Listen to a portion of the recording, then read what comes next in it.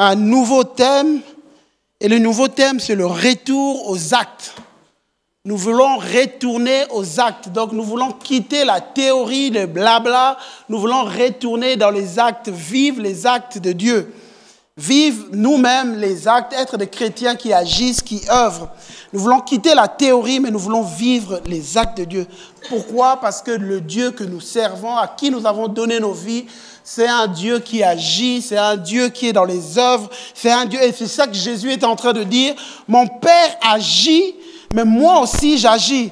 Et nous aussi, l'Église, on veut dire, mon Père agit, moi aussi j'agis. Et pour retourner dans les actes, nous retournons dans les actes des apôtres. C'est là que nous découvrons une église qui était en pleine œuvre, qui était vraiment en train d'agir. Et on a commencé ça depuis, c'est le 3e dimanche. On a démarré dans les actes des apôtres. Dans le acte chapitre 3, on a vu la guérison d'un paralytique. On a juste après la fusion de l'Esprit de Dieu, alors qu'ils étaient baptisés dans le Saint-Esprit. Pierre et Jean arrivent à un endroit devant l'église, ils voient un paralytique, et puis ils le délivrent, le paralytique est sauvé, il est guéri. Il y a quelque chose qui se passe, et là on avait parlé comment Dieu voulait qu'on entre dans les actes. Et dimanche passé avec Zor, dans l'acte 4, on voit qu'après la guérison, l'ennemi se soulève.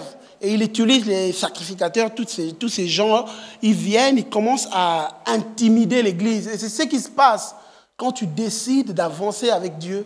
Il y a un ennemi qui va se lever parce qu'il voudra t'intimider.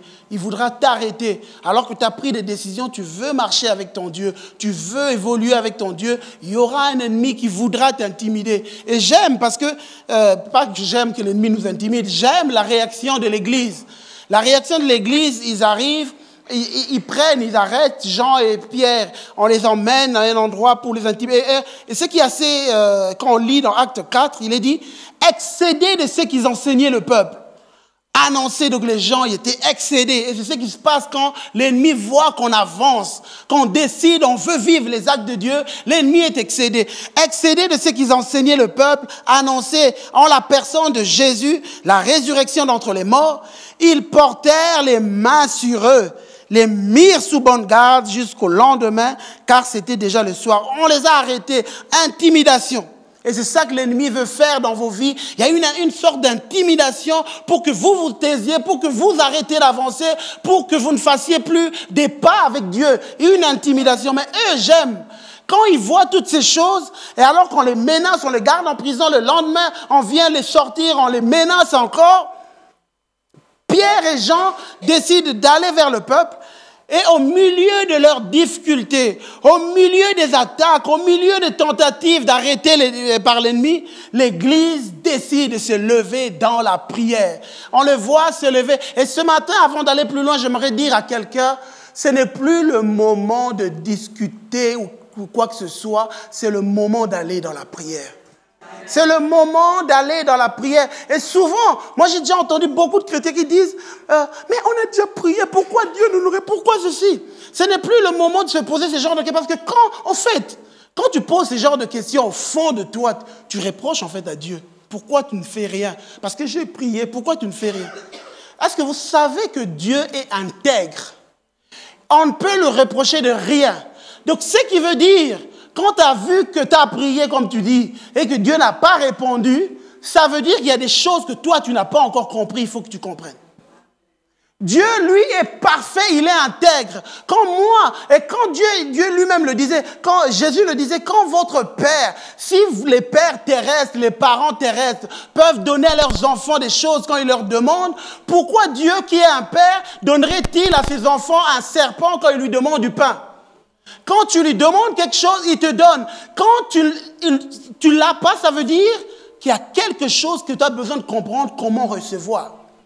Donc, ce qui veut dire que quand tu vois toutes ces choses, ce n'est pas le moment de commencer à se plaindre. Ce n'est pas le moment de commencer à parler. C'est le moment de chercher Dieu, lire dans la parole. Chercher Dieu, lire dans la parole. Tu dois trouver une réponse de Dieu. Tiens-toi dans la présence de Dieu. Il y a des choses que tu ne comprends pas. Dans ta famille, qu'est-ce qui se passe? Viens dans la présence. Cherche, prie. Cherche. C'est ça que Daniel a fait. Daniel a fait, il a commencé à chercher, lire, chercher, et fais-le ce matin. Je dois dire à quelqu'un, ce n'est plus le moment de parler, de faire du blabla. C'est le moment de se tenir dans la présence de Dieu et de chercher, parce que Dieu répond aux prières. Dieu répond aux prières. Si je ne reçois pas, ça veut dire qu'il y a des choses que j'ai besoin de comprendre. Et là, je me parle aussi à moi. Il y a des principes, parce que de plus en plus que j'avance avec Dieu, je suis en train de comprendre des choses, qu'avec Dieu, il y a des principes. Ces principes-là s'appliquent à tout le monde. Et de fois, il y a des choses que nous n'arrivons pas à saisir parce que nous n'avons pas compris les principes de Dieu. Et il faut venir dans la parole de Dieu. Et c'est ça. Et l'Église, quand ils viennent, ils sortent de cet endroit, et puis ils se mettent dans la prière. On le voit, acte 4, j'aime leur prière. Et cette prière-là, ce n'est pas les genres de prière que nous on fait. Les genres de prière que nous on fait quand les problèmes arrivent. Seigneur, tu vois, moi je ne comprends pas. Seigneur, écoutez leur prière. Ils ont été menacés. Ils ont été...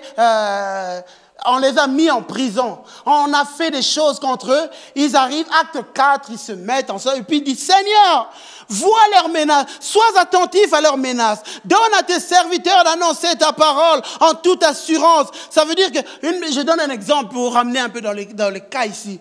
Tu pries pour tes enfants. Tu pries pour trouver du travail. Tu pries pour quelque chose. Et que tu n'arrives pas, ça n'arrive pas. Il semble que l'ennemi te menace. Ce n'est pas le moment d'être là à pleurer dans la présence de pleurer. Si tu as pleuré, laisse-toi consoler. Mais à un moment, il faut que tu te lèves et que tu demandes l'assurance dans la présence de Dieu. Et c'est ce qu'ils font, ils viennent, ils se sont laissés consoler, ils arrivent, ils disent, Seigneur, face à l'intimidation, Seigneur, donne à tes serviteurs de l'assurance, afin qu'ils se fassent des prodiges, des miracles par le nom de ton saint serviteur. Et la Bible déclare que quand ils eurent prié, l'endroit où ils étaient trembla, parce que Dieu répond toujours aux prières. Dieu répond toujours aux prières. Qu'est-ce qui se passe? Ça veut dire que si je ne vois rien, s'il n'y a rien qui se passe, ça veut dire que j'ai besoin de comprendre les principes de Dieu. J'ai besoin de comprendre dans cet endroit qu'est-ce que Dieu veut que je change, qu'est-ce que Dieu veut que j'augmente dans ma vie, qu'est-ce qu'il y a. Et j'aimerais vous dire quelque chose de très important. Ce n'est pas le sujet, mais j'aimerais dire que chaque fois un homme, une femme décide de commencer à prier, tu te mets, il y a quelque chose qui démarre, Dieu commence à te changer pour ce à quoi tu dois vivre. Dieu commence à te changer, Dieu commence à te changer. Et ici, je le dis parce que je suis en train de le vivre, je suis en plein dedans. Je suis en train de prier par rapport à certaines choses. Et quand je viens dans la présence de Dieu, je me rends compte que Dieu, il y a ça que je dois changer dans ma vie, il y a ça. Et je veux dire quelque chose, mon frère, ma soeur. Il y a des choses qui sont levées dans ta vie. Tu te mets dans la prière. Laisse-moi te dire que quand tu te mets à la prière, ça veut dire que tu vas rencontrer Dieu. Et parce que tu vas rencontrer Dieu, il y a des choses qui doivent changer dans ta vie. Donc Dieu, tu ne dois pas être là seulement juste prier. Seigneur, donne-moi. Allez, lundi, donne-moi. Mardi, donne-moi. Mercredi, donne-moi. Et puis tu arrives dimanche, j'ai rien reçu. Depuis lundi, je prie, donne-moi, j'ai rien reçu. Non, tu viens dans la présence de Dieu. Laisse Dieu te parler pour te changer. Je veux te dire, mon frère, je veux te dire, ma soeur, tu y as besoin de changer. Peut-être toi, tu penses que tu es très bien. Tu penses que tu es un gars bien, un gars parfait. Mais bon, pour moi, Christian, il y a plein de choses que je dois enlever dans ma vie. Il y a plein de choses qui doivent changer dans ma vie.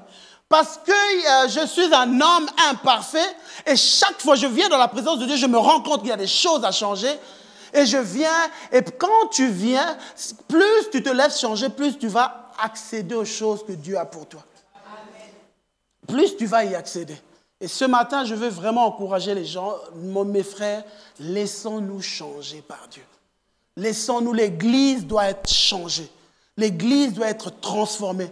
C'en est assez des gens qui viennent depuis des années qui restent les mêmes. C'en est assez des hommes et des femmes, 10 ans après, c'est les mêmes caractères, les mêmes réponses, les mêmes attitudes, les mêmes réponses. 20 ans après, on a toujours les mêmes réactions, les mêmes attitudes. On ne change pas. Je te dis, mon frère, tu dois changer. Ma soeur, tu dois changer. Je dois changer. Nous devons changer. Et quand on regarde l'Église, un des secrets, un secret qu'on découvre dans cette Église, pourquoi cette Église, elle était si puissante? Pourquoi cette Église faisait que quand ils priaient, la Bible dit que les lieux où ils étaient assemblés tremblaient? Il y a un secret qu'on découvre. Et vous savez, cette Église, c'est la première Église, elle vient de naître. Elle avait comme vocation d'amener dans le corps du Christ qui viendrait à faire naître, en fait, je dirais, l'Église. Nous, nous tous, comme on est ici, on est nés de cette Église. Mais regardez comment était cette Église dans Acte 4.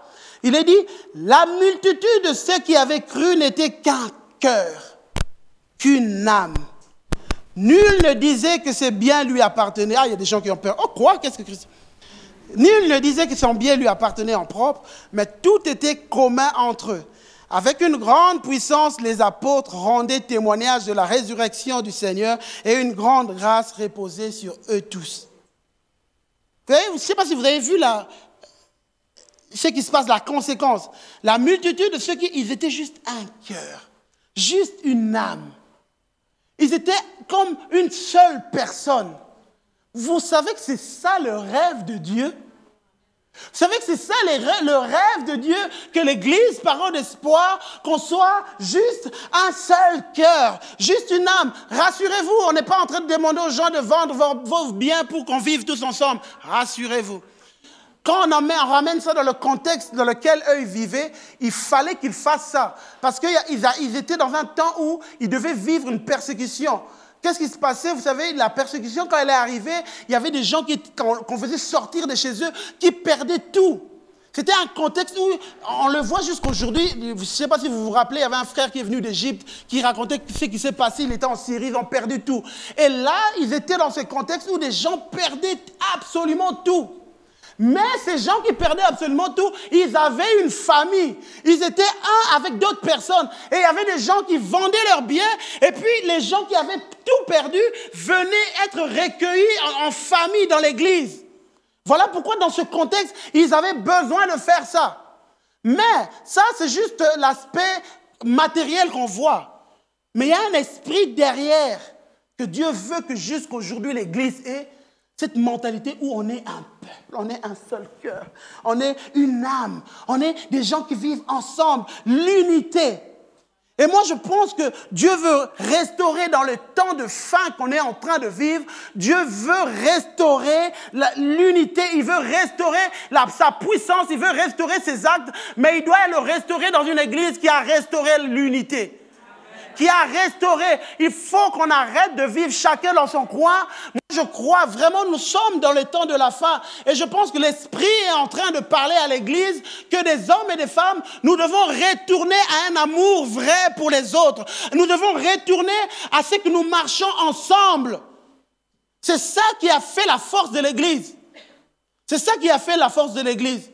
On n'est pas des gens. Et Dieu, ce qu'il aimerait, c'est vrai que Dieu nous voit de manière individuelle, chacun d'entre nous.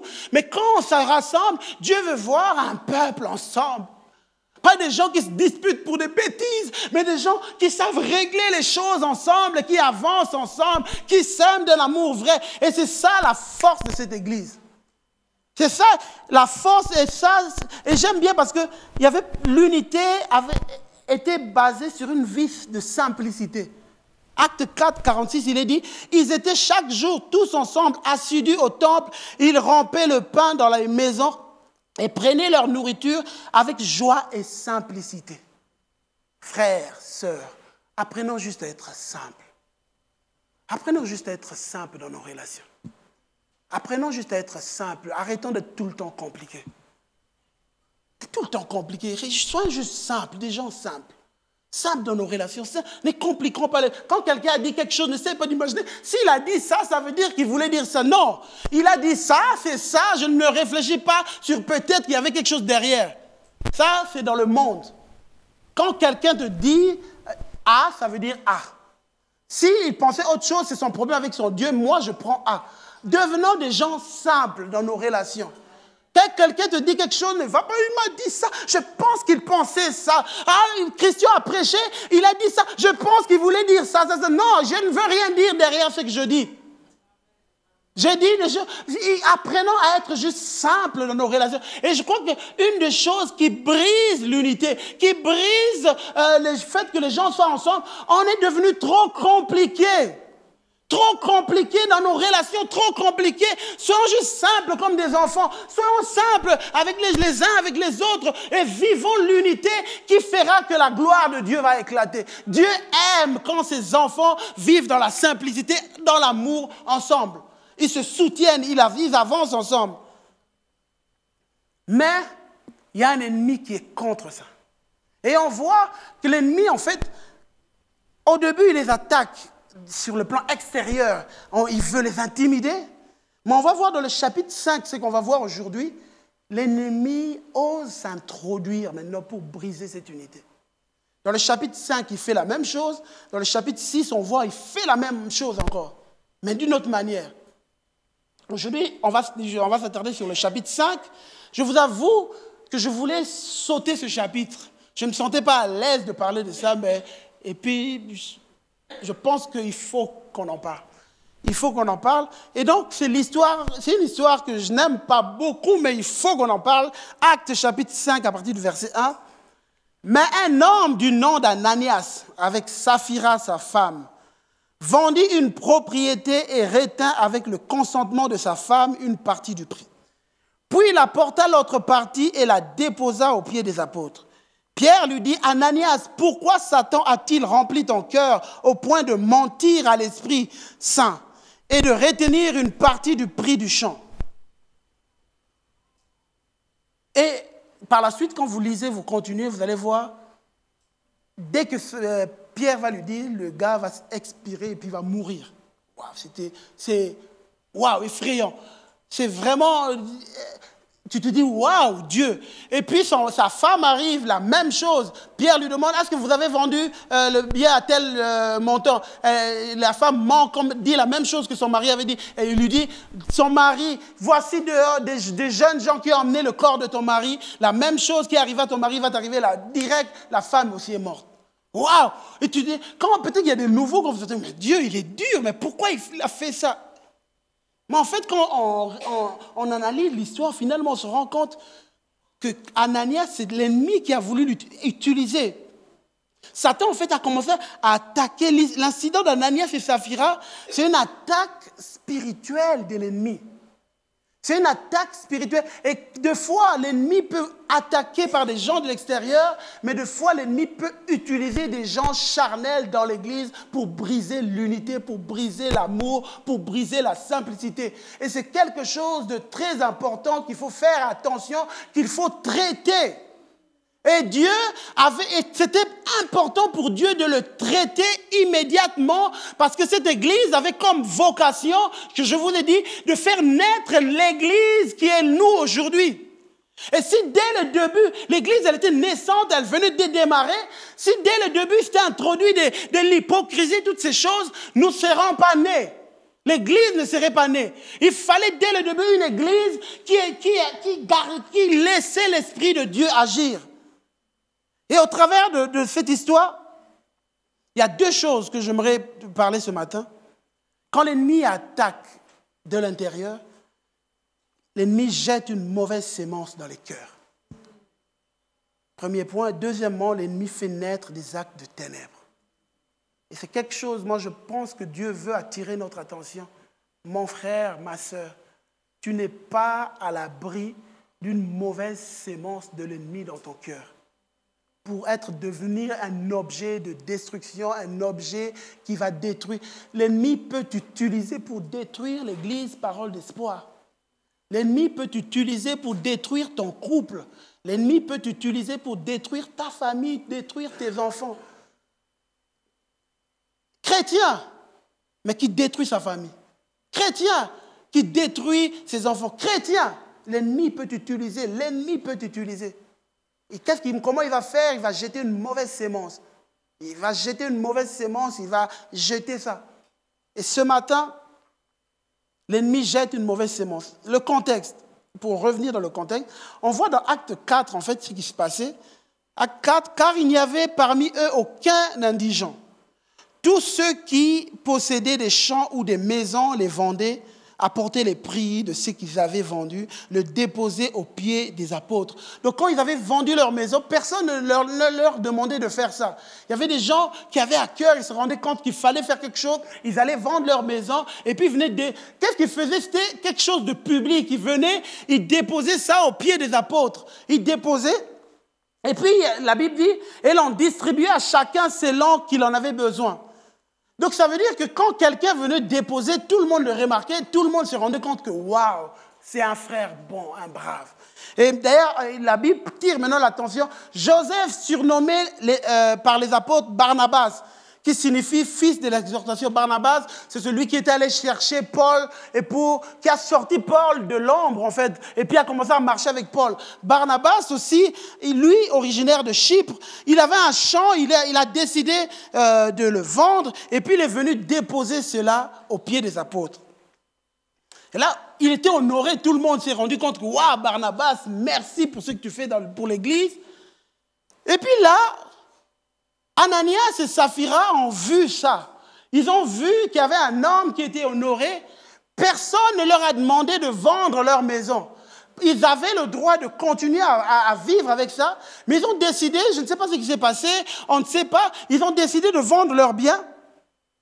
Et Actes chapitre 5, quand Ananias vient dire à Pierre que voilà, prends l'argent, alors qu'ils avaient gardé une partie. Pierre lui dit, Ananias, pourquoi Satan a-t-il rempli ton cœur? Et une autre traduction, il dit ceci, parole de vie. Mais Pierre lui dit, Ananias, tu as ouvert ton cœur à Satan. Pourquoi donc? Une autre traduction français courant. Alors Pierre lui dit, Ananias, pourquoi Satan a-t-il pu s'emparer de ton cœur? Sémeur, Pierre lui dit, Ananias, comment as-tu laissé Satan t'envahir à tel point? Parole vivante, Pierre l'interpella, Ananias, comment as-tu laissé Satan prendre à tel point possession de ton cœur? Et ce matin, moi, c'est que l'Esprit m'a mis vraiment à cœur de donner un avertissement aux chrétiens. Il est possible que quand tu laisses des portes, que l'ennemi entre dans ton cœur et que tu deviennes un instrument pour détruire l'unité, pour détruire l'amour, pour détruire ce que Dieu est en train de faire. Chrétien, tu as donné ta vie au Seigneur, mais parce que tu laisses les pensées charnelles te conduire, tu laisses la chair te diriger, à un moment, Satan peut prendre possession de ton cœur. Ce matin, désolé, j'aurais aimé prêcher un autre message. J'aurais aimé, j'ai lutté avec Dieu, j'aurais aimé prêcher, mais vraiment avec cette conviction, il faudrait en parler. Je suis venu donner un avertissement aux chrétiens ce matin. Un avertissement que tu dois faire attention à toi-même. Prends garde à ton cœur, prends garde à ce qui se passe dans ta vie, parce que l'ennemi peut prendre possession et te faire détruire les choses que Dieu t'a données. Satan, Pierre parle à Ananias. Ananias, pourquoi tu as laissé l'ennemi t'envahir? Pourquoi tu as laissé l'ennemi envahir ton cœur? Pourquoi tu as laissé l'ennemi? Et de fois, on voit des chrétiens, même à l'église, motivés par la chair, on vient, on sert Dieu. Ça n'a rien à voir, c'est même pas de fois l'amour qui nous motive, c'est juste le besoin d'être vu par les gens. On fait certaines choses et on détruit, c'est l'ennemi qui commence à nous utiliser. Même à l'église, j'ai besoin de voir, d'analyser mes motivations. Est-ce que c'est la chair qui me fait agir ou bien c'est l'amour qui me fait agir? Parce que si c'est la chair qui me fait agir, sache que l'ennemi peut utiliser ça pour détruire. Et ça, je me parle à moi, Christian, je vous parle à vous, ça peut arriver à tout le monde. C'est pas parce que je prêche que je suis exempté de ça. Je dois veiller, tu dois veiller, nous devons veiller. Vous savez, Zor et moi, on sert Dieu fidèlement, on se respecte. Zor et moi, on marche dans l'unité, Dieu. Mais vous savez que l'ennemi est cette unité.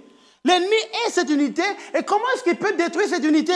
Mais en venant mettre des pensées de la chair, en venant chercher, et quand tu deviens motivé par le besoin de te faire mettre en avant, de te faire voir, c'est là que tu détruis l'unité. Pourquoi pas moi?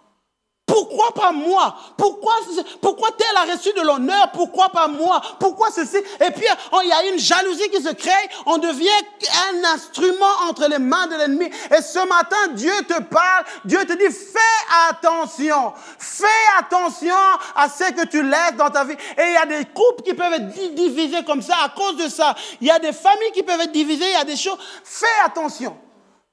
Même ta vie, ta propre vie peut être brisée à cause de ça. Fais attention. Qu'est-ce qui est en train de te montrer? Est-ce que ce sont les sémences de l'ennemi qui viennent? Et l'ennemi peut le faire. Il l'a fait avec Judas. Judas qui était tout le temps avec Jésus, marchant avec la Bible. À un moment même Jean ou Matthieu qui dit, l'un des nôtres, l'un des 12. Judas, l'un des 12. Ça veut dire un frère en crise de l'église, parole d'espoir, affermi, un frère qui était là, l'un des 12. Et si c'est arrivé, Jésus c'est Dieu. Et juste pour que vous compreniez. Jésus, être au pied de Jésus en train d'apprendre. Waouh, est-ce que vous imaginez? Il était là tout le temps, chaque jour avec Jésus. Pas avec Christian, pas avec Zor, mais avec Jésus. Pas avec un grand pasteur, mais avec Jésus. Judas, malgré ça, l'ennemi, la Bible dit, s'est saisi de lui pour qu'il fasse du mal. S'il a fait avec Judas, qui était chaque jour avec Jésus, tu penses qu'avec toi, il n'arrivera pas? Il peut arriver si tu ne fais pas attention. Vous savez, je vais vous dire quelque chose. On a un ennemi qui veut combattre. Il est les chrétiens. On a un ennemi qui est l'église de Dieu. On a un ennemi qui est ta vie. On a un ennemi qui est ton couple. On a un ennemi qui est... Il a en haine tout ce que nous on fait. Et il s'est juré de nous combattre. Alors j'aimerais vous dire, s'il a osé combattre Dieu lui-même, parce que la Bible dit, si quand vous lisez dans la Bible, le diable était avant un archange de lumière. S'il a osé avec audace de combattre Dieu lui-même, s'il a eu l'audace de venir combattre Jésus, vous pensez vraiment que il n'osera pas? Vous pensez ça? Il l'osera. Il l'osera. Voilà pourquoi tu as besoin de te tenir dans la présence de Dieu. Tu as besoin de te remettre en question constamment. Moi, je vais vous dire quelque chose. Ce n'est pas le moment, ce n'est plus le temps de chercher à avoir raison, de chercher à avoir une image. S'il faut se laisser briser dans la présence de Dieu, il faut être brisé dans la présence de Dieu.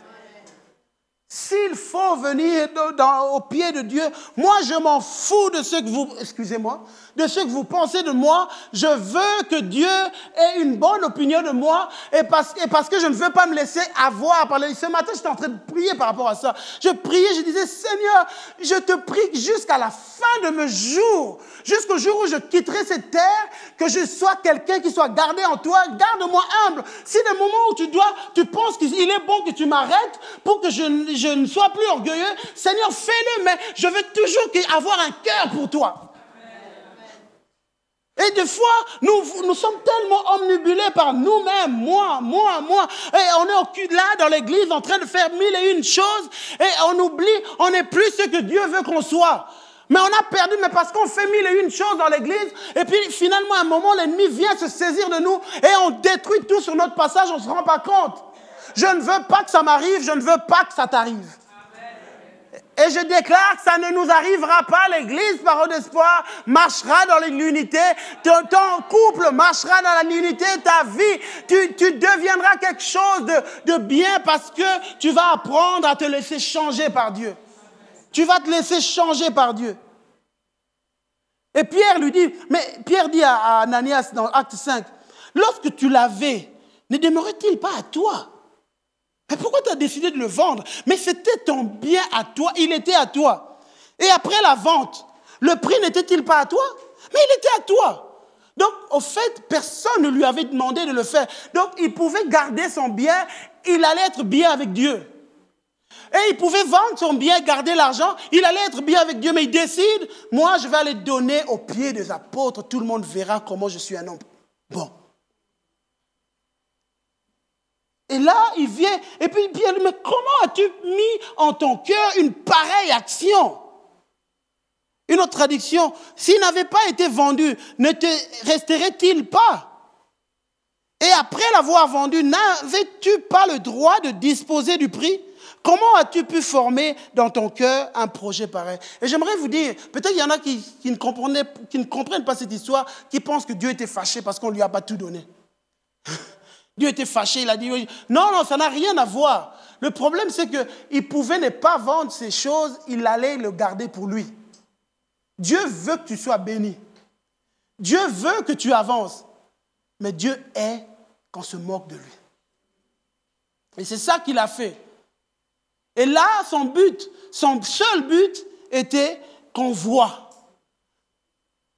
Une autre traduction, tu pouvais garder le champ ou bien tu pouvais le vendre, faire ce que tu voulais avec l'argent. Comment est-ce que tu as pu décider dans ton cœur d'agir ainsi? La sémence de l'ennemi.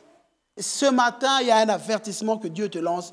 Ne laisse pas Satan semer de mauvaises choses dans ton cœur. Ne laisse pas Satan semer des mauvaises choses. Ne laisse pas Satan semer parce que ces choses vont amener une mauvaise attitude. Et une mauvaise attitude laisse partir l'Esprit de Dieu. L'Esprit de Dieu s'en va. Et nous, le thème qu'on est en train d'aborder, que nous voulons voir les actes de Dieu. Et les actes de Dieu, c'est l'Esprit de Dieu qui emmène ces actes. Et dès que si nos attitudes font partie de l'Esprit, il n'y aura plus rien. Il n'y aura plus rien. Et ce matin, nous voulons que Dieu vienne. Nous voulons que nos actes soient inspirés par l'amour. 1 Corinthiens chapitre 16, verset 14. Que l'amour inspire toutes vos actions et donne le ton à tout ce qui se fait parmi vous. Nous voulons être inspirés par l'amour. Nous ne voulons pas que ce soit par le moi. Nous ne voulons pas que ce soit par ce que moi je veux. Mais nous voulons être inspirés dans tout ce qu'on fait par l'amour de Dieu. Alors ce matin, quelle est ton attitude? Qu'est-ce que tu laisses entrer dans ton cœur? Et on va voir deuxième point. L'ennemi fait naître des actes de ténèbres. Les motivations, en fait, qui ont conduit, donc il a laissé une sémence de l'ennemi entrer en lui, et ça l'a poussé au mensonge. Et ça, le mensonge, c'est ça la nature même du diable. Le mensonge. Dans Actes 5, verset 4, il est dit, Pierre lui dit, ce n'est pas à des hommes que tu as menti, mais à Dieu. Et vous savez, je vais vous dire une chose. Ce n'est pas au fond aussi le mensonge en lui-même, mais c'est l'attitude face à l'action de l'esprit.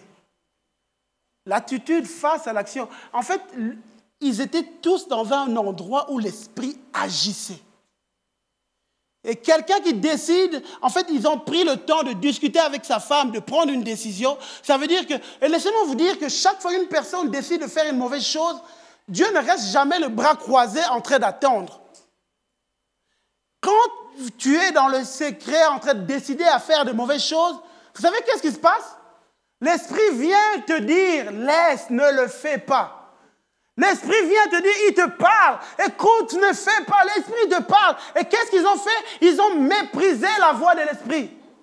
Et à chaque fois que tu es méchant, à chaque fois que tu fais des choses méchantes, à chaque fois que tu fais des actes qui n'honorent pas Dieu, l'Esprit est en train de te parler. Mais quand tu résistes, tu méprises l'Esprit de Dieu. Tu méprises l'Esprit. Et c'est ça le problème avec eux. Ils ont méprisé l'Esprit de Dieu. Ils ont méprisé les avertissements de Dieu. Et peut-être qu'il y a des gens ici à l'église, des fois Dieu te parle. Tu dis, ce Christian cause toujours. Mais le problème, moi j'avance, je prêche et puis j'avance.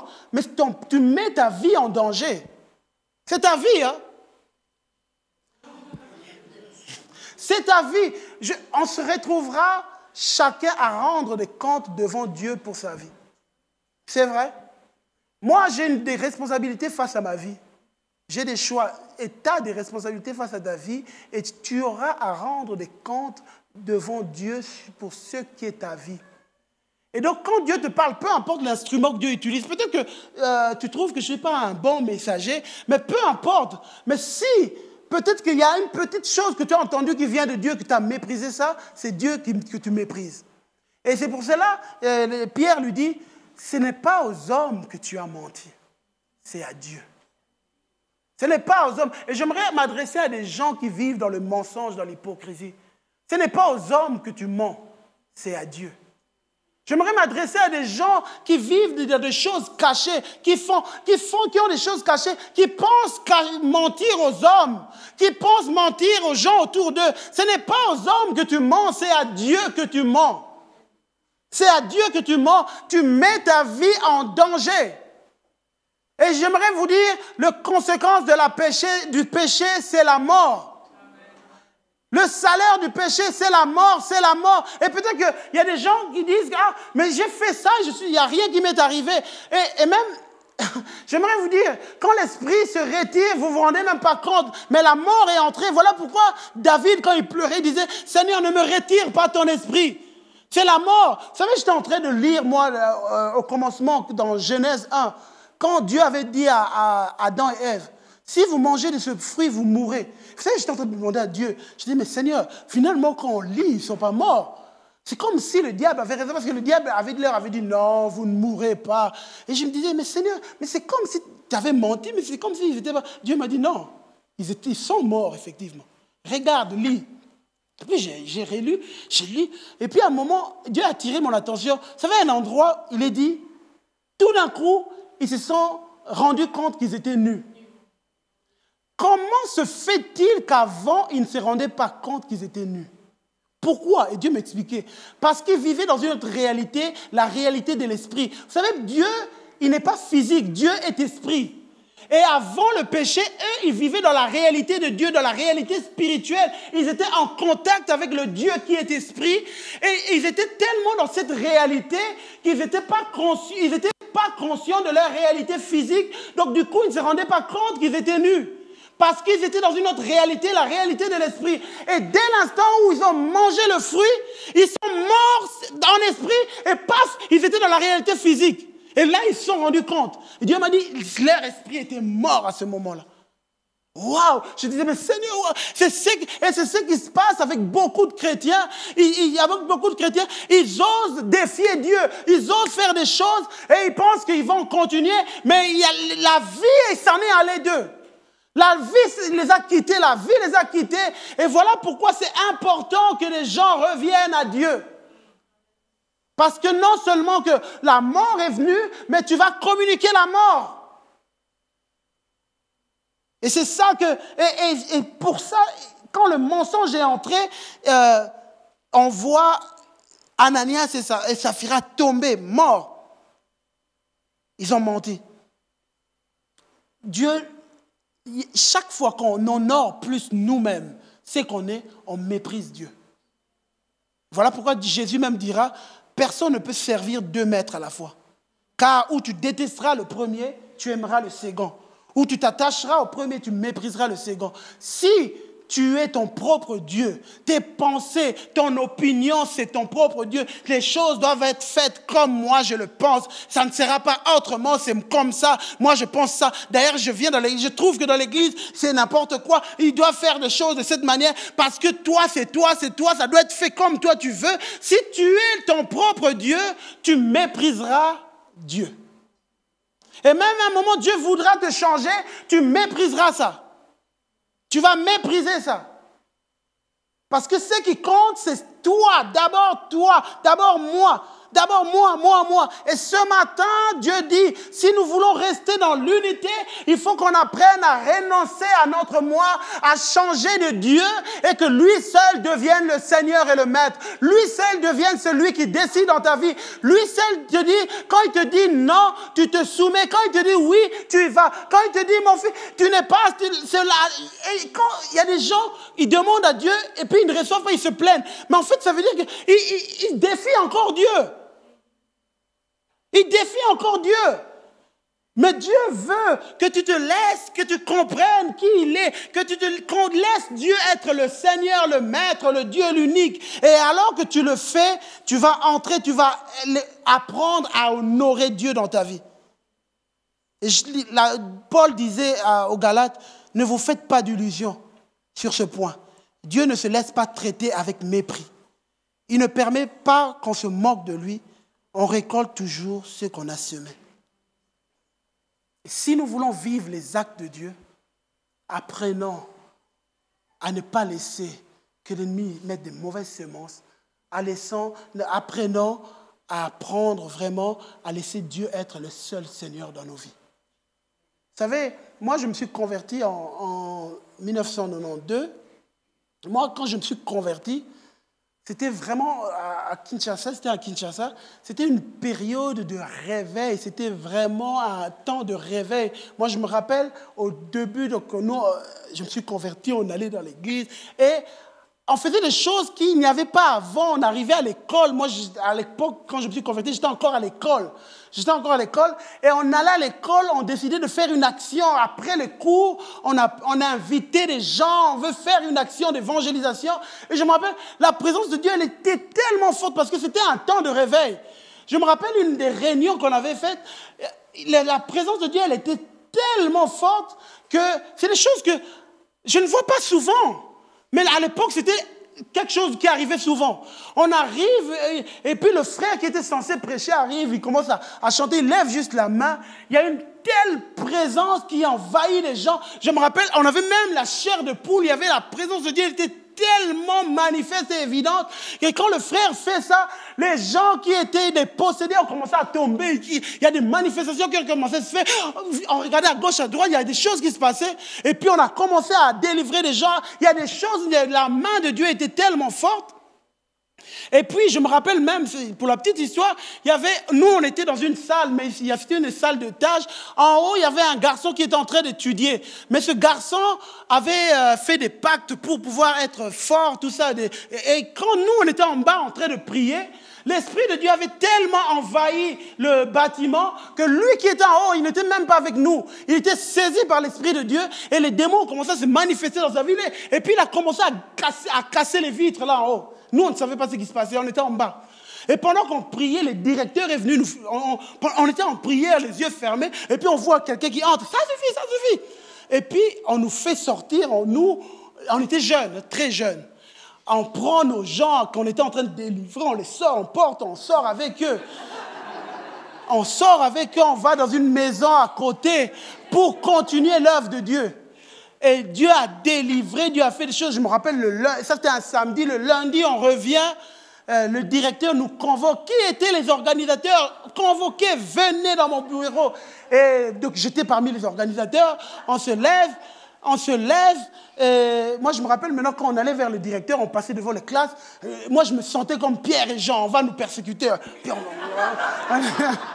Et on avançait. Et je me rappelle, dans les classes, les autres disaient, allez-y les gars, on prie pour vous, allez-y. Et puis nous, on va. Moi, je me sentais dans les actes des apôtres. C'était comme un film. C'était comme un film. Et puis, pour vous dire, quand le réveil vient, et je me sentais comme... puis on arrive dans le bureau mais avant, on a prié, on arrive dans le bureau, on s'assied. Et puis, on était étonnés, le directeur est tout gentil. Bon, écoutez, il ne faut pas faire ça, c'est pas bien. Écoutez, il ne faut plus refaire ça. Allez, vous pouvez retourner en classe. Oh, tiens, mais il ne faut plus refaire ça, on est parti. Bref, je suis juste en train de raconter ça pour dire, moi j'ai vu des gens extraordinaires être utilisés extraordinairement. Il y a le frère dont je parlais, dès qu'il a levé la main, il y avait des choses extraordinaires qui ont commencé à se passer. Mais ce qui est assez triste dans l'affaire, quelques années après, tu apprends les mêmes personnes que quand tu regardais, je me disais, waouh! Tu entends avec les années, ils abandonnent Dieu. Tu entends avec les années, ce frère qui a dû fuir le pays parce qu'il a escroqué des gens et puis il a dû fuir. Tu te dis, waouh! Il y avait un autre frère, je me rappelle, il avait une cellule, le responsable de cellule. Il y avait des miracles qui se passaient. Tous les vendredis, quand ils se réunissaient, il y avait des miracles. Et puis avec le temps, tu apprends, le frère, qui finalement voyage, il se marie, et puis tu entends des histoires qui commencent à battre sa femme, et puis finalement il divorce, et puis les choses se passent mal, et puis finalement le frère... Et puis quand tu gardes ça, tu dis, il y a un ennemi qui veut détruire. Il y a un ennemi qui veut détruire. Et donc, ce qui montait dans mon cœur, nous voulons les actes de Dieu, mais nous devons, en tant qu'Église, faire en sorte que les actes de Dieu demeurent jusqu'à la fin, au retour de Jésus. Nous devons faire en sorte que quand Dieu commence à agir, parce que la Bible déclare que celui-là est le Dieu qui commence une œuvre, il emmène jusqu'au bout. Il emmène jusqu'au bout. Je refuse de commencer aujourd'hui en flamme et que demain je me retrouve être utilisé par l'ennemi. Je refuse d'être aujourd'hui utilisé puissamment. Et ce matin, Dieu veut te dire, tu dois te lever pour vivre les actes de Dieu, mais il faut que tu restes dans la course. Et comme Paul a dit à la fin, j'ai combattu le bon combat, j'ai tenu jusqu'à la fin. Et ce matin, le but de mon message, c'est que Dieu veut commencer une œuvre dans les temps de la fin qu'on est en train de vivre. Il faut des hommes et des femmes se lèvent, commencent à entrer dans le réveil de Dieu, commencent à changer leur mentalité, commencent à être changés. Laissez Dieu le changer, mais il faut qu'on reste.